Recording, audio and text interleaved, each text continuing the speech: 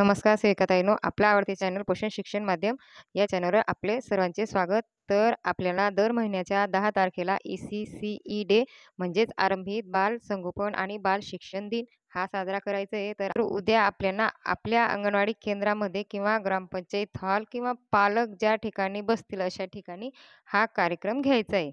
तर जो आरंभिक बाल संगोपन आणि बाल शिक्षण दिनचा विषय आहे, तो विषय म्हणजे विविध मुलांचे जे विविध गुणांचे प्रदर्शन आपल्याला करायचे आहे. आपण त्याला टॅलेंट शो म्हणू शकतो. तर भाषा कौशल्य. तर ह्याचा उद्देश आहे, की आपले बालकांचे जे आत्मविश्वास आहे तो वाढायला पाहिजे आणि दुसरं म्हणजे बालकांमधील जे विविध गुण कौशल्य आहे त्यांच्या विकासात होण्याची संधी आपल्याला उपलब्ध करून द्यायची. तर आपल्याला साहित्य हे आपल्या आवश्यकतेनुसार घ्यायचे. आपण पप्पेट घेऊ शकतो किंवा इतर साहित्य देखील घेऊ शकतो. तर पूर्वतयारी आपल्याला नेहमीप्रमाणे करायची आहे. सत्राच्या सर्व तयारी आधीच करून ठेवायची आहे. काही कार्यक्रम गटामध्ये देखील आपण घेऊ शकतो. हावभाव, गाणी, नृत्य, पपेटचा वापर करून आपल्याला कविता, गाणी, संवाद, गोष्टी, नक्कल, नाटिका इत्यादी विषयावर भाषण देखील आपण घेऊ शकतो. तर अशा प्रकारे आपल्याला ही पूर्वतयारी करून घ्यायची आहे.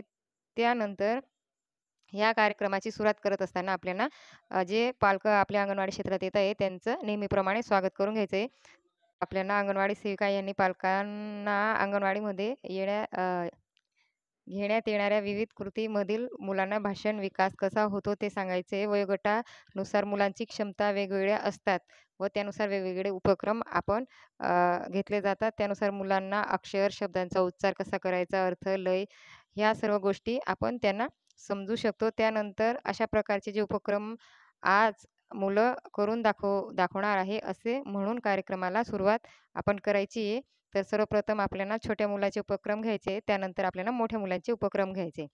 त्यानंतर प्रत्येक उपक्रमासाठी आपल्याला 10 मिनिट हे मुलांना द्यायचे. मुलांच्या समोर बोलून गाणी, गोष्टी, रोल प्ले, संवाद असे उपक्रम करायला लावायचे. उपक्रम झाल्यानंतर त्यांना आपल्याला शाबासकी द्यायची आहे, टाळ्या वाजवायचे, त्यांचं आपल्याला कौतुक करायचे. प्रत्येक मुलांचा सहभाग होईल असे 6 ते 7 उपक्रम आपल्याला घ्यायचे. जे मुलं आपले लाजिरवाणे असतील तर त्या मुलांना आपल्याला ॲक्टिव्ह मुलांच्या ग्रुपमध्ये सहभागी करून घ्यायचे. त्यानंतर सर्व उपक्रम झाल्यानंतर पालकांना सांगायचे, की अशा प्रकारचे घरी तुम्ही विविध उपक्रम विषयावर गप्पा केल्यामुळे गोष्टी सांगितल्यामुळे मुलांचा विकास चांगला होऊ शकतो आणि त्यांचा आत्मविश्वास देखील वाढू शकतो. त्यानंतर कार्यक्रम घेतल्यानंतर आपल्याला समारोप करून घ्यायचा आहे. नेहमीप्रमाणे आपल्याला जे कार्यक्रमाला पालक आले त्यांचे अभिनंदन करायचे. त्यानंतर पालकांसोबत आपल्याला 3, 2, 1 ह्याप्रमाणे उपक्रम घ्यायचा आहे. तर पालकांना आपल्याला 3 गोष्टी विचारायच्या आहेत. तर